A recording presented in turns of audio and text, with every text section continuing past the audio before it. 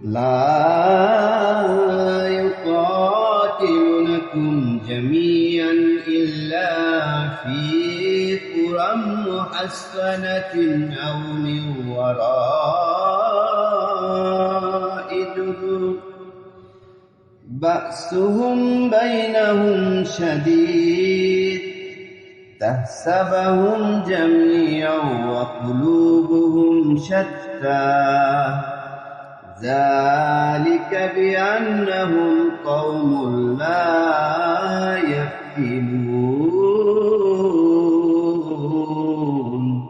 তারা সবাই সমবেতভাবে তোমাদের বিরুদ্ধে যুদ্ধ করতে সমর্থ হবে না, কিন্তু শুধু সুরক্ষিত জনপদের অভ্যন্তরে অথবা দুর্গ প্রাচীরের অন্তরালে থেকে পরস্পরের মধ্যে তাদের যুদ্ধ প্রচণ্ড।